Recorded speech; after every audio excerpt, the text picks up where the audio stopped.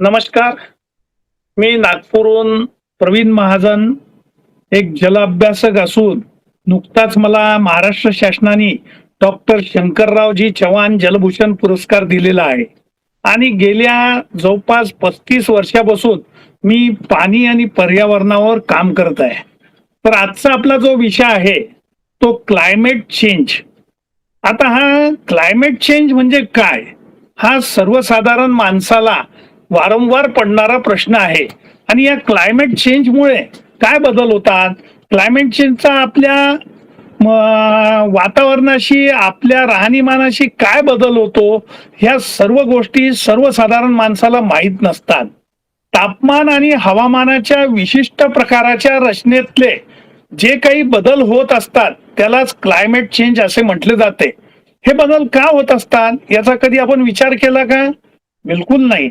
आज आपण ज्या काही जीवनाच्या व्याख्या झालेल्या आहे, आपण जीवन जगण्यासाठी ज्या काही गोष्टी आज आपण करतो, या वागण्यातून नेहमीच आपण आपल्या चंगळवादासाठी निसर्गाचा जो घात करतो, निसर्गाचा जो ऱ्हास करतो, तो खरोखर योग्य आहे का? आपल्या स्वतःच्या सुखासाठी आपण पुढच्या पिढीला संकटात लोटतोय याचाही विचार आपण करतोय का? आज जी जंगलतोड करतोय, जी नैसर्गिक शेतीची हानी होते आहे, जे नैसर्गिक पाण्याचे स्रोत आपण संपवतो आहे आणि त्या ठिकाणी जे काही जंगलांचे जंगल उभे करतोय, आपल्या कॉन्क्रीटचे जंगल जे उभे करतोय, त्या जंगलांमुळे काय काय होते, काय नाही होत, हे आपण गेल्या अलीकडच्या काळात अनेक वर्ष झाले पाहत आहोत. गेले नुकतेच आपण कोरोनाच्या साथीतून बाहेर पडलेलो आहे. 2 वर्ष पर्यावरणावर झालेला परिणाम आणि आपल्या स्वतःवर झालेला परिणाम आपण जर पाहिला तर जवळपास 50 वर्षानंतर या 2 वर्षात थोडेफार बदल आपल्याला दिसत आहेत. ते का दिसत आहेत याचा कधी आपण विचार केलाय का? अलीकडच्या काळात क्लायमेट चेंज हे नैसर्गिक कमी आणि बेताल मानवी वर्तनातून जास्त असा सर्व प्रकार या पृथ्वी तलावर चालू आहे. तापमान आणि हवामानाच्या विशिष्ट प्रकाराच्या रचनेत आठवत ठेवणीत जे बदल होतात त्यालाच क्लायमेट चेंज म्हणतात. हे बदल निसर्ग त्याच्या कालाने गरजेनुसार कालांतराने करत असतेच. आपल्या सूर्यमालिकेतील नैसर्गिक बदलाचे परिणाम म्हणून वातावरणात काही बदल घडून येत असतात. परंतु अलीकडे क्लायमेट चेंज नैसर्गिक राहिलेले नाहीये. कोळसा, तेल, गॅसच्या प्रमाणाबाहेर ज्वलनातून उत्सर्जित होणाऱ्या वायूमुळे तापमान कितीतरी पटीने वाढतायत. या ज्वलनातून पृथ्वीभोवती एक झाडाचा थर तयार होतोय. तो झाडाचा थर म्हणजे काय आहे? त्याचं उदाहरण सांगायचं म्हणजे आपण जे अंगावर एखादं ब्लँकेट घेतो माणूस, ते ब्लँकेट गुंडाळून घ्यावं तशी पृथ्वी या थराच्या आत गुंडाळली जाते. परिणाम एकच, तापमान वाढीचा. वाहनं चालवायला लागणाऱ्या माप गॅसोलीन पासून तर जंगल तोडीपर्यंतच्या विविध कारणामध्ये भर पडते ती उद्योग, वाहतूक, शेती, जमिनीचा वापर आणि आपण वेळोवेळी घेत असलेल्या निर्णयामुळे. अशा वेगवेगळ्या गोष्टींची आपण खरंच आज विचार करण्याची आवडत आहे. वाढते शहरीकरण, प्रदूषण, यातून जमा होणारा कचरा, कचरा जाळल्यामुळे उत्सर्जित होणाऱ्या मिथेन वायूची समस्या, कार्बन डायऑक्साईड, मिथेन वायूच्या सततच्या उत्सर्जनामुळे मागील 2.25 शतकात आपल्या पृथ्वीवर भूतलावर एकूण सरासरी तापमानात 1.1 अंश डिग्रीने वाढ झाली आहे. त्यातही सध्याच्या दशकात तापमान वाढीने तर यापूर्वीचे सारे रेकॉर्ड तोडले आहे. आज आपण उन्हाळ्यात पाहिलेलं आहे जिथे 36, 40, 45 असं तापमान होत आहे. महाराष्ट्रात अनेक ठिकाणी या गोष्टींची नोंद झालेली आहे. तो आकडा साधारणतः 45 जिथे होतं तिथे 46, 47, 48 पर्यंत तापमान पोहोचलेलं आहे. जिथं बुलढाण्यासारख्या ठिकाणी 36 तापमान होतं, आज तिथे 42 तापमान गेलेलं आहे. आणि हा सगळा क्लायमेट चेंज दर्शवणारा एक घटक आहे. याची आपण नोंद घेतलीच पाहिजे. तापमानात इतकी वाढ या कालावधीत नोंदवल्या गेल्यामुळे आपल्याला यावर विचार करण्याची वेळ आलेली आहे. तापमानातील बदल, वाढी व्यतिरिक्त इतर गोष्टी, बाबी क्लायमेट चेंजचा परिणाम स्वरूप समोर येत आहेत. शेवटी पृथ्वी तलावर सर्वच घटक घडामोडीची एक विशिष्ट प्रकारची साखळी असते आणि या साखळीत या प्रत्येक गोष्टी एकमेकांशी संबंधित असतात, त्या एकमेकावर परिणामही करत असतात याची आपल्याला जाणीव आहे. पृथ्वीच्या एका भागात घडलेल्या बदलाची, तिथे होत असलेल्या तापमानाची, तिथे होत असलेल्या वायू उत्सर्जनाची, तिथे होत असलेल्या पाण्याच्या प्रदूषणाचा परिणाम हा दुसऱ्या भागातील लोकांवर नेहमीच होत असतो. त्यामुळे त्या भागातील लोकांचं काही देणं घेणं नसलं तरी हे चटके त्यांना बसत असतात. इकडे कडक ऊन, दुष्काळ, पावसाची कमतरता, प्राण्याचे दुष्परिणाम, जंगलातील आगीच्या वाढत्या घटना, समुद्र पातळीतील पूर वाढ, ग्लेसियर्स मधील बर्फ वितरणाच्या घटना, उत्पन्न होणारी वादळं, जैवविविधतेचे सातत्याने घटत चाललेले प्रमाण, हे सारे परिणाम वातावरणातील बदलाचे आहे. हा झाला पृथ्वीवरील होणारा डायरेक्ट स्वरूपातील परिणाम. आणि मग इनडायरेक्ट स्वरूपातील जो परिणाम आहे तो अभ्यास चालू आहे, पण तोही परिणाम फार मोठा आहे. तो समोर यायला अजून काही दिवस वेळ लागेल. थेट मानवावर होणारे परिणामाचे काय, या सर्व गोष्टीमुळे जे मानवावर परिणाम होत असतात त्या परिणामाची चर्चा फार फार कमी होती, कारण त्याचं गांभीर्यही तेवढंच भीषण आहे. पण ते माणसाच्या सध्याच्या बाबतीत त्याला जास्त काही त्रास न होता त्याच्या समोर येत आहे. त्याच्यामुळे त्याचं जे काही निरीक्षण आहे, त्यावर त्याचं करण्याचं जे कार्य आहे, हे सर्व कार्य तो विसरलेला आहे. पण या सगळ्यांचा माणसाच्या तब्येतीशी, माणसाच्या बिघडत चाललेल्या जीवनमानाशी निश्चित संबंध आहे. यासाठी आपण मागच्या वेळेस कोरोनात पाहिलंय की कोरोनात ज्या पद्धतीची वाढ झाली, कोरोनामुळे ज्या पद्धतीचं, कारण आपलं या सगळ्या तापमानामुळे, या निसर्गातील वातावरणामुळे आपली स्वतःची जी क्रयशक्ती होती, आपली स्वतःची जी आपली म्हणजे सामान्य माणसाची जी काही शक्ती असते, त्या शक्तीला ही वातावरण बदल त्यांच्या तब्येती बिघडत नेत असते. त्याचप्रमाणे जमिनीच्या बाबतीतही आपल्याला म्हणता येईल, पाण्याच्याही बाबतीत त्याप्रमाणे जमिनीचा कस या सर्व गोष्टीमुळे कमी होतोय. या जमिनीची पोत घसरते आहे. शेतात अन्नधान्य पिकवण्याची मातीची क्षमताही यामुळे कमी होत चाललेली आहे.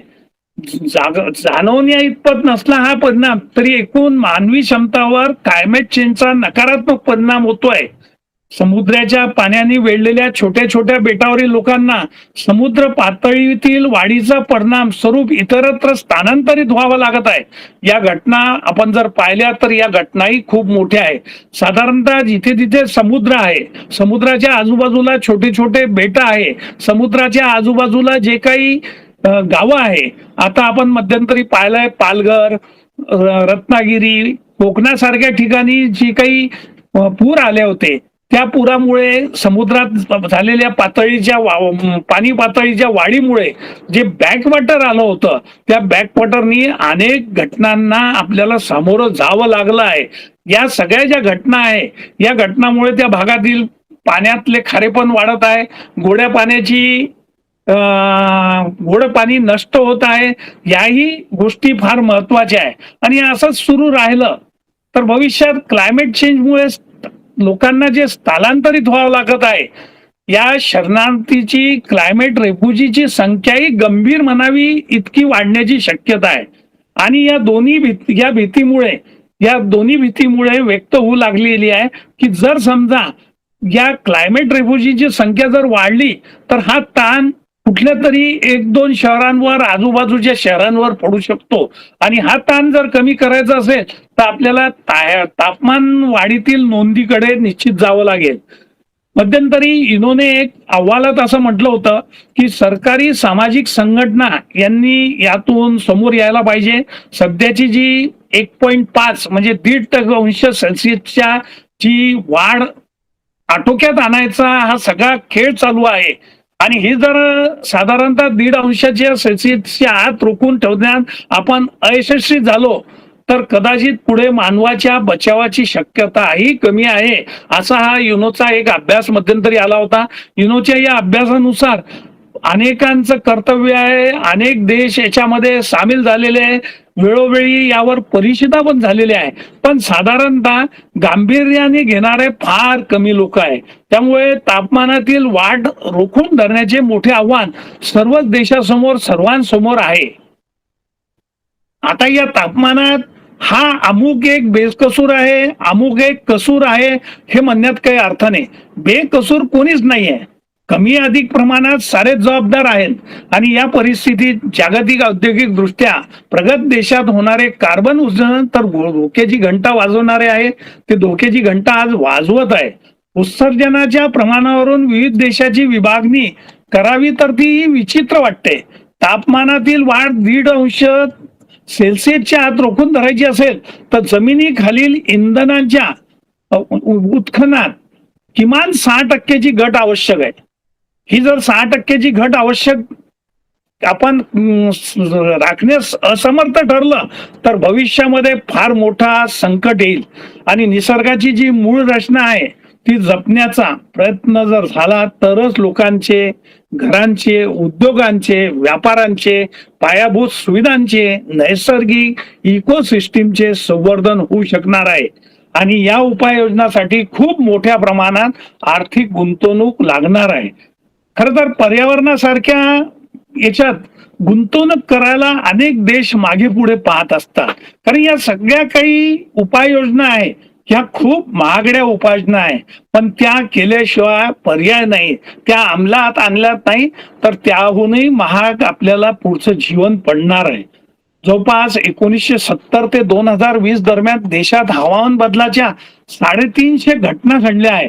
350 घटना म्हणजे जवळपास 50 वर्षात घडलेल्या या 350 घटना आहे. आणि या घटनांचा विचार केला तर भारतातले 75% जे जिल्हे आहे, जवळपास 75% जिल्हे म्हणा किंवा 75% भागावर हे क्लायमेट हॉटस्पॉट आहे.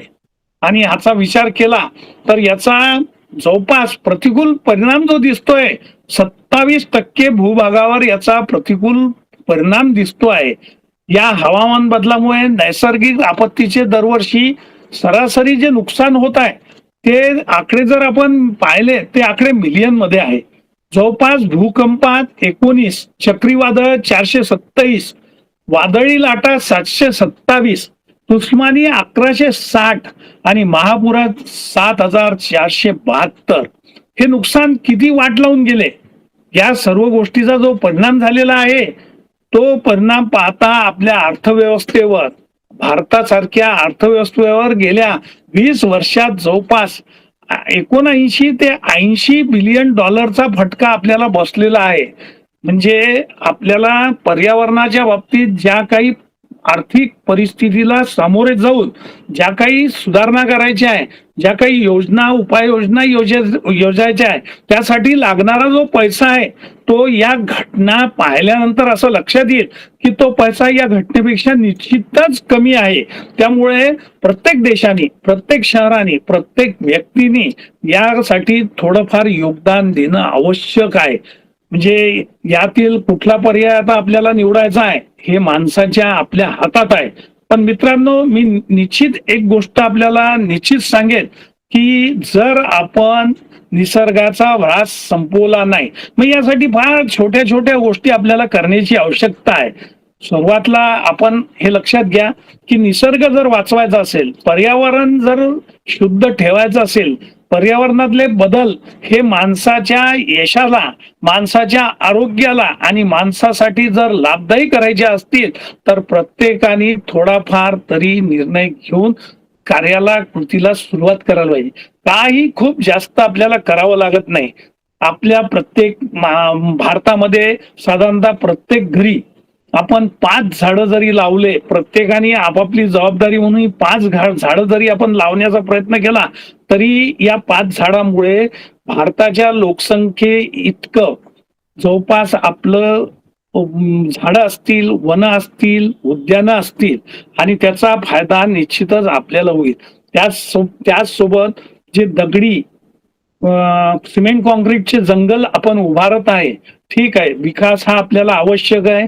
विकासाच्या अलावा आपण विकास जर झाला नाही तर कदाचित आपण इतर देशांच्या फार मागे असू, पण विकास करत असताना आपल्या भारतातील लोकसंख्या, भारतातील क्षेत्रफळ आणि भारतातील असलेल्या मर्यादा लक्षात घेऊन हे काम फक्त सरकारी यंत्रणावर उभं करण्यापेक्षा किंवा सरकार करेल, माझं काय करायचंय, माझं काय योगदान असणार आहे, मी कशासाठी करावं, हे विचार करत जर आपण थांबलो तर कदाचित भविष्यात हे जे वातावरण आहे हे मनुष्याला नष्ट करील. आणि त्यासाठी झाडे लावा, पाणी वाचवा. सिमेंटचं जंगल उभारताना पाणी कसं पुनर्भरण होईल, भूपुनर्भरण कसं होईल, या गोष्टींच्याकडे सातत्याने लक्ष द्या. आणि जी काही झाडं आपण लावतोय त्या झाडांची निगा घ्या. प्रत्येक व्यक्तीने एक आजपासून आपला प्रयत्न करा की माझ्या मुलाच्या वाढदिवसाला, माझ्या वाढदिवसाला, माझ्या घरच्या प्रत्येकाच्या वाढदिवसाला एक झाड लावण्याचा संकल्प सोडा. हे झाड आपल्या भावी पिढीला निश्चितच तारून नेईल. आणि हा सगळा उपाय हा देशासाठी नसून हा स्वतःसाठी आहे. उद्या जसं आपल्या बँकेमध्ये ठेवलेलं फिक्स डिपॉझिट असते आणि अडचणीला आपण ते फिक्स डिपॉझिट तोडतो, जेवढे पैसे आपण बचत म्हणून ठेवू तेवढेच पैसे आपल्याला वापरता येईल, नाहीतर कर्ज काढावं लागेल. आणि ते कर्ज काढणं म्हणजे पुढच्या पिढीवर ठेवलेलं त्याच्यावर ठेवलेली जबाबदारी आहे, त्याला फेडायसाठी ठेवलेली ही एक तुम्ही त्याच्यावर केलेलं कर्ज आहे आणि ते कर्जाची जबाबदारी त्याची आहे. तुम्ही जर त्याच्यासाठी एक झाड आज लावलं तर भविष्यात जे काही कर्ज त्याच्यावर होणार आहे ते कर्ज या निमित्तानं, एका झाडाच्या निमित्तानं त्याच्यावर होणार नाही. त्याच्यामुळे जसं बँकेमध्ये आपण डिपॉझिट ठेवतो तसंच आपल्या घरात हे झाडं लावा, झाडांचं पुढच्या पिढीसाठी डिपॉझिट करा. आणि या सर्व तापमान वाढीला रोखण्यासाठी आपण सर्व एकत्रित प्रयत्न केल्यास मला असं वाटते की भारतामध्ये, आपल्या मोहल्ल्यामध्ये आपण राहतो त्या चार भिंतीमध्ये शुद्ध वातावरण निश्चित राहील आणि आपल्याला हॉस्पिटलमध्ये प्राणवायूसाठी जाण्याची आवश्यकता पडणार नाही. त्यामुळे या सर्व गोष्टींचा विचार करा आणि विचार करून एकच ध्येय आजपासून आपण स्वीकारा की मी ज्या परिसरात राहतो, ज्या मोहल्ल्यात राहतो, ज्या घरात राहतो त्या घराच्या अवतीभोवती शुद्ध वातावरणासाठी मी झाडे लावील, त्याची निगा घेईल आणि वातावरण माझं मी योग्य ठिकाणी शाबूत करेल. त्यानंतर आपण गाड्या चालवतो, जितक्या काही गाड्या आपण चालवतो, एका घरात 4-4, 5-5 गाड्या आहेत, तर एकत्रित फिरण्याचा प्रयत्न करा. त्यामुळे कमीत कमी वातावरण जे दूषित होतं ते कमी होईल. शक्यतो जितकं काही शक्य आहे ते करा. पाणी आपण सोडतोय घरातून, ते पाणी आपण शक्यतो त्याच्यामध्ये कुठलेही कीटकनाशक जाणार नाही, शेतातील कीटकनाशक त्याच्यात जाणार नाही. आणि कारखान्यावाल्यांनी तर हे फार अत्यंत काळजीपूर्वक करणे भाग आहे की आपण जे काही वेस्ट मटेरियल म्हणून पाईपद्वारे पाणी सोडतो ते ट्रीटमेंट करून सोडा. अशा छोट्या छोट्या अनेक गोष्टी जर केल्या आपण तर कदाचित या सर्व काळजीतून आपण बाहेर पडू. नाही तर उद्या निश्चित वातावरणाची, क्लायमेट चेंजची टांगती तलवार आपल्यावर आहे. एवढं मी आपल्या माध्यमातून आज सर्व जनतेला विनंती करतो. आणि आपण जर केलं तर याचं निश्चितच माझ्यासारख्या एक जल अभ्यासकाला, पर्यावरण क्षेत्रात काम करणाऱ्या कार्यकर्त्याला आनंद होईल. सर्वांना धन्यवाद देतो आणि नमस्कार. जय भारत, जय महाराष्ट्र.